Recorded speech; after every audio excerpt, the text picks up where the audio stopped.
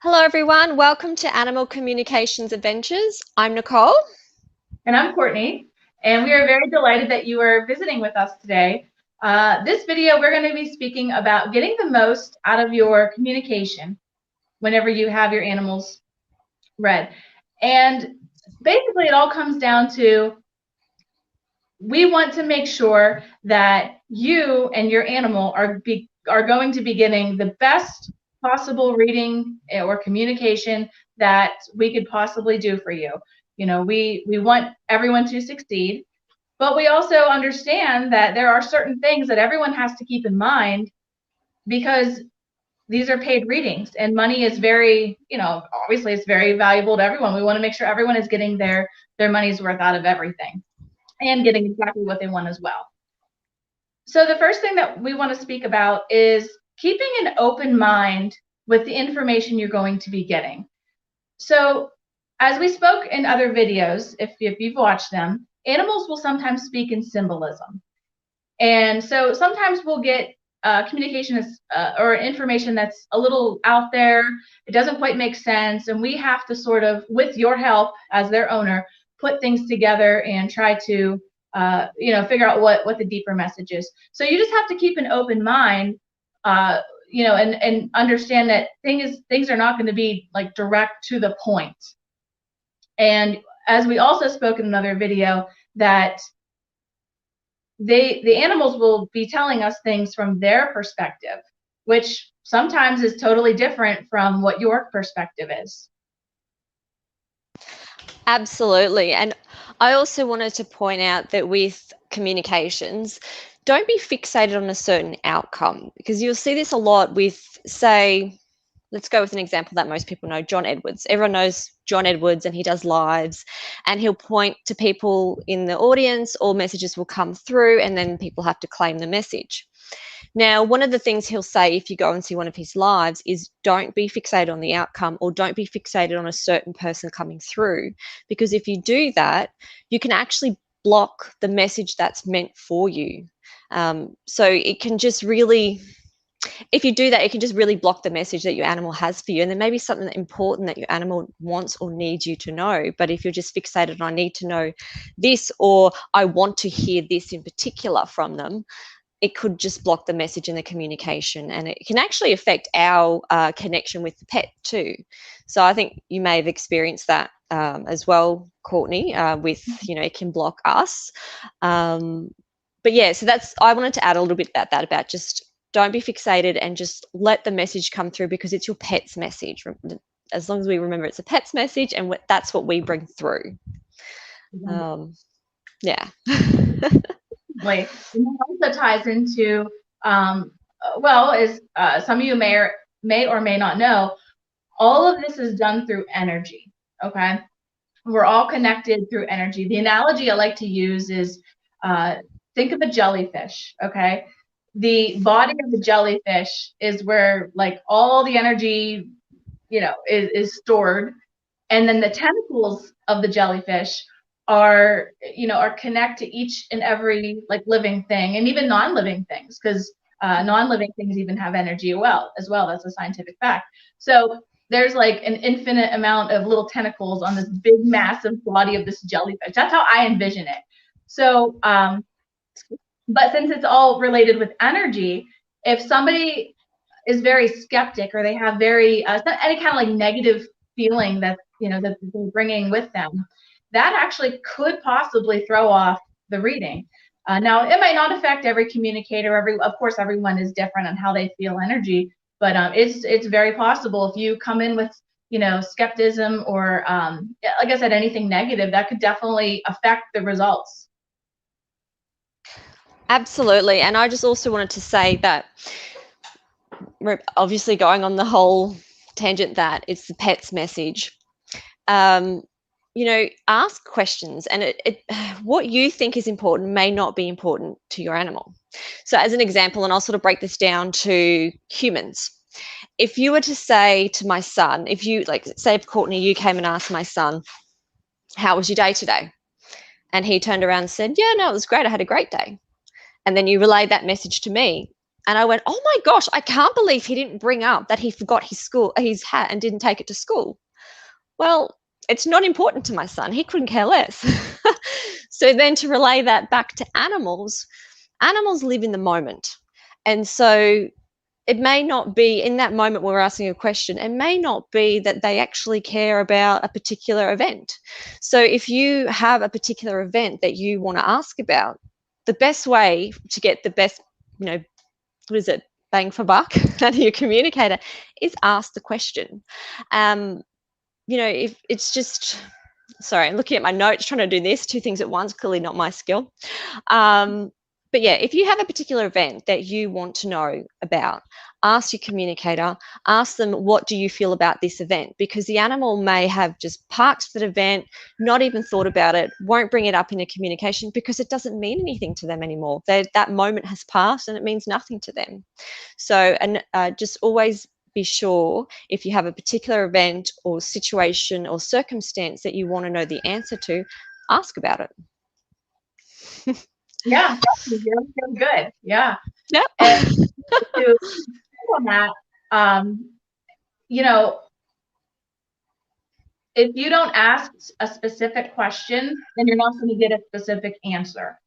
So I had this one lady, all she said, it was an email reading, and all it said was to her horse. She wanted to know, like, what's wrong with you? That's all it was. It was like, what's wrong with you? And it's like, okay. And so I connected with the horse, and immediately I could feel this horse was very guarded. Like usually when I connect with animals, I envision that I am like right beside them, right? And if they're really friendly, I'll even like pretend like I'm petting them or pet in some way, like interacting with them in some way. But 9 out of 10 times I envision that I'm just right beside them. Well, this particular horse, she did not want me anywhere near her. I felt like we had like a whole field between us, like like hundreds of feet between us, and that's where she wanted me to be. So when I asked her, well, your mom wants to know what's wrong. She gave me like some really vague answers, but she again, that wall was up. She did not want to go through with it or tell me about anything. And so I talked with the owner, and I was like, she's and I told her how she doesn't feel comfortable with me, and I could definitely tell she doesn't feel comfortable with really anyone except for her owner, and that's it. And we talked a little bit about that. And so I was like, I don't need to know the whole story. I don't need to know the whole life story of this horse. I just want to know specifically, what do you want to know? Because she's not opening up to me. And like we said before, what you might think is wrong, she might not. So we need to get more specific on just instead of a general vague question. And so then once we narrowed the questions down a little bit better, that horse was still very guarded. I still had to be like a whole field away from her, but she did start to tell stuff, and we actually made progress and started to figure some things out. So it ended good. It's just I had to help the owner, have her help me like rephrase some things so I could get specific answers of what she was looking for. Yeah. Another thing, another tip that you guys really should be doing is researching the communicator or whoever's going to be doing a reading for you.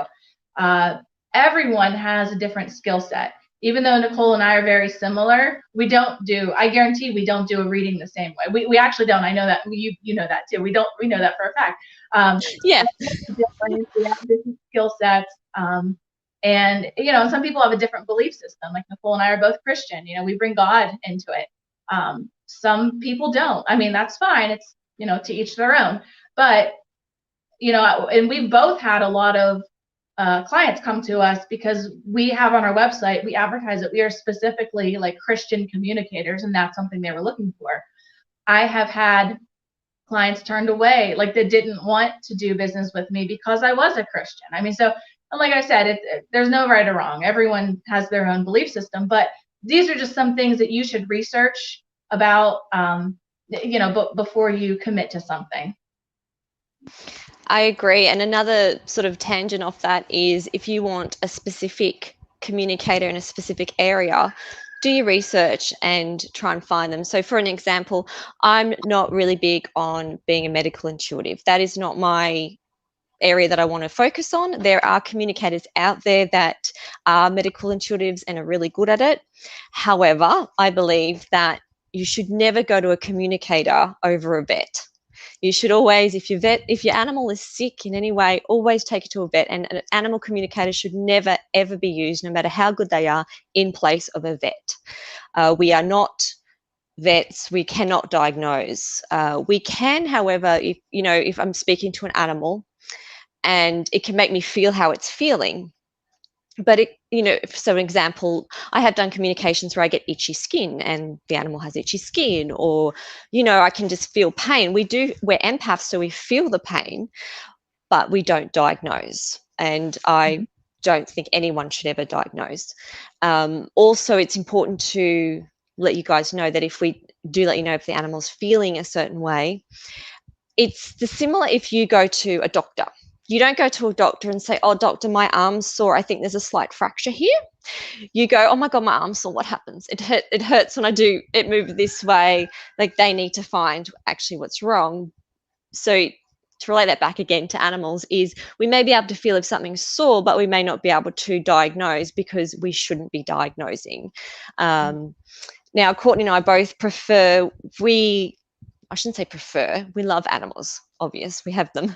But for us, we actually quite like speaking to past pets, whereas some people will quite like doing the medical stuff. Some animal communicators only do missing animals. So everyone does sort of specialize in an area. And if you are looking for something specific, no matter which communicator you go with, look for one that matches your needs, and you'll get a better value for money out of what you're really looking for. Mm-hmm. I hope that makes sense. That does, definitely. Definitely. All good points. And, another thing people should, try to do is write down any questions you have on paper so that you remember what you want to ask. Because so many times I'll have someone on the phone with me and, we'll start off and we'll, talk about this or that. And then I'll be like, okay, like, well, what else do you want to know? Oh, I don't know. I guess I was just wondering to see what they said. We still have things we can talk about, but they just weren't prepared with like their own specific questions. And then, when our phone session, our time is just about up, then they think of questions. So it's just better to be prepared and, write them down in advance. And then it'll help you just stay more organized and make sure that you get because nobody wants to walk away after you just paid for a reading and be like, oh man, I should have asked that. Because we've all been there. We've all done that, certain parts 100%. of the life. Yeah. If you are doing a face-to-face consultation or a phone, like over the phone interview, I highly recommend taking notes because you're going to be getting a lot of information. And if you're anything like me, I'm not going to remember everything that was said, so. And there's a lot of good, valuable information. So just, take notes, or you could even get like a video or a voice recorder, just something so that, you can reference it again. And then my last one is do not be afraid to ask questions. Now this could be asking questions like obviously during the reading or the communication, or but a big one is asking questions to find the right communicator. You look at their website or whatever social media they have, it might not answer all your questions that you have. Don't be afraid to reach out. I've had people reach out to me for this or that, and and I'm very honest with them, and and I let them decide if I feel like, or if they feel like that I'm a good fit for them. So people do it all the time. Just don't be afraid to ask something, because the worst thing that could happen is you walk away not happy with the results and feeling like you wasted your money. Like we don't want that. We want everyone to feel like it was a success. Yeah. I absolutely agree. And I've done that too, where I've had people contact me and say, what can you do for me and how do you work? And I've been very honest. I'll give you an example. I had a lady contact me and she said, I'm very science-based. I don't believe in any of this. What can you do to help me? And I actually turned around and said to her, look, I will, because it was about a past pet, I said, I will connect with your past pet and bring through what your pet wants to say. However, if you don't actually believe in any of this and you're quite the skeptic, you're probably not going to get anything out of it. So it's up to you whether you want to pay for it. But in my opinion, if you are already putting that blocks up now, it's probably not worth your money. Just because I don't want them to, like exactly what you said, I don't want them to waste their money. I don't want them to feel that that they got nothing out of it. Whereas we're here for the animals.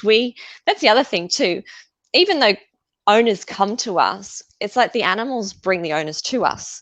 And we made a decision long ago that we work for the animals. We give the animals message, and that's the sort of stance that we take, and we sort of bring that through. So we don't want the owner to be unhappy with what they get, or I've had some people come to me and I've kind of just had a feeling and I've actually referred them to you, and it's been quite a good fit.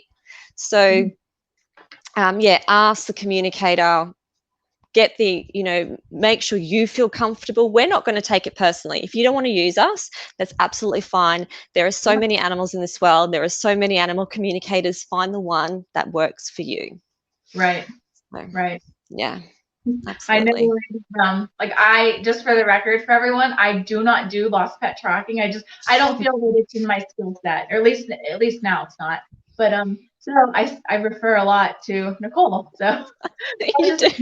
How, like we try to be as honest as we can be, and I could tell these people, sure, I'll do lost pet, I'll take your money and I'll try, but I know I'm not going to succeed. So I pass it along. Yeah. Well, I must say, you have connected with remember Priscilla, my chicken? But no, that you're right. Like if you don't feel comfortable as a communicator doing it, we're honest about that, and we'll say, no, I'm sorry, but this may be a better fit for you. We want people to be happy with any communicator. Right. Yeah. Definitely. Agree. So we're going to shift gears a little bit, and we're going to talk about what the difference between a reading and a communication is. Now, just a little side note, I'm such in a habit of calling like what I do just readings. I even had it on my website, and that's just like how I was, I guess, trained and introduced, and then it just was like ingrained in my language. And it wasn't until like a couple months ago when we talked about it, the differences, and then I was like, wait a minute, I don't do readings, even though I say that. And yeah, so I went and I like redid my website, like to change the wording. I did, but I'm going to be honest, I'll probably maybe one day I'll get my my wording correct, but that's just a little side note. But there is a difference, and Courtney does not do readings, and neither does Nicole. So a true reading is when you are going to use a tool such as tarot, oracle, angel cards, a pendulum, tea leaves, runes. I mean, and there's probably more that I'm not even familiar with. Those are like the more common ones. They're using some sort of object, and and basically they're using their intuition. Such as, like, we'll use card readings, for example. They lay the cards out, and they're using their intuition to know what card to flip over. Every card has a specific meaning, so they use their intuition, they flip over the card, and then, with the meaning of that card, they relate it to the animal, or, whoever they're reading, to that situation. And like with a pendulum, you can do like yes and no questions with a pendulum. But again, all of this stuff, you have to have super strong intuition. And some people do, but a lot of people don't. Not for this to be effective. Now, I'm not going to say there are very, very good tarot card readers out there. So I'm not going to like say this is terrible and all that, because there are some really good readers out there who are totally legit. But it's again, you have to have super strong intuition. You have to really know what you're doing, because it's really easy just to flip over a card if you don't know what you're doing. Does that make sense to you? Yep, makes sense to me. Yeah. We're not bagging these people. I just want to point out we're not saying anything bad about these people. We're just pointing out the difference between a reading and a communication. Right. Right. Oh, sorry. I probably should have continued that on. So another way people can do a reading would be also like a cold reading from a photo. So a cold reading from a photo would be, say, if my dog was smiling in the photo, and then they sort of focus on that and go, oh, your dog is a happy dog. Now, Courtney and I have both had communications where we've had sad looking dogs and we've been, I don't believe this look on this face here. This is not your dog's appearing sad. So we actually connect with the animal's energy. But Courtney will go on about that. Sorry, not go on, talk about that in a minute. But yeah, so a form of reading is cold reading from a photo. Now, I do like to see photos because I like to see the animal that I'm connecting with, same as I like to hear the name, purely because I think it's rude to connect to an animal without a name or a photo. Or I look at the photo and I set it aside. That's it. I'm just a visual person. So if I'm learning something, it's like my learning style. I have to see it. So when I receive messages, I see it. It's just the way I am, but I don't do readings as such. Let me see. So yes, another point that I had is that neither Courtney or I use divination tools in any of our connections. I try and say communication or connection. Sometimes I say reading, just like you, Courtney, out of habit, because everyone knows the word reading. Everyone knows what that means, in a sense, that you're connecting to something. It's just, I guess, the way that you connect. So yes, I just wanted to point that out. I'll let you explain what a true connection is, what a true communication is, just so we can point out the difference for everyone listening. Okay. So a true communication is done by connecting straight to the animal. You're going right to the horse's mouth, so to speak. And you can do this by either having very, very strong intuition, or like Nicole and I, we use our mediumship's abilities. Okay. Mediumship is whenever you have that direct line to an animal, a spirit, whoever you're speaking with. So we get just how you and I both feel. We feel that we get so much more information with doing direct communication. There's just so much, like how we were saying yesterday about when your duck was missing, right? And you connected with him. And yes. He was just not ready to come back home yet, right? And like how my cat, he's a barn cat, and he likes to go off and be a cat, and he'll be gone for several days, and I'll connect with him and I'll be like, get back home. And he gives me attitude, right? But the difference is that with a true communication and a reading, you won't get those answers as clearly if you had like a tarot card reading, for example, or a pendulum reading. Because we're speaking to that animal, we're going to get so much more information. Yeah. I agree. And to take it back to my duck, my naughty little Trey Andre, he went missing, connected with him in the first few days. He was like, no, not coming home. Nope. And so I kept connecting. I knew exactly where the area he was, kept connecting, and it took him a few days to go, okay, I'm coming home. So if he had a reading, say if I went to someone who had a reading, let's use a pendulum as an example, and they went, are you coming home? And the pendulum swings to no. That could then influence an owner to stop looking. And in my opinion, if your pet is missing, you shouldn't stop looking unless you found the pet or you found a body. Like, there shouldn't be a stop. And I think sometimes with things like that, it can lead you astray. You could lose hope. And, I've personally seen animals come home years later, and you just think there's no hope for that animal, but there is. So yes, and another example too is I remember a while ago speaking to a deaf and blind dog. going into it, I was like, oh man, how does this dog hear? Like my left brain was going crazy. How does this dog like see and feel, and how does it get around? And like I was sort of freaking out. And I connected to this dog, and this dog pretty much just told me off. She's like, oh, excuse me, I can feel energy. And then I got a lesson of feeling energy from her, and that was then confirmed actually quite a lot later about how animals feel energy and with their whiskers and stuff, and then on their nose. And also she taught me that she can recognize her name because the vibration of her name is the same every time.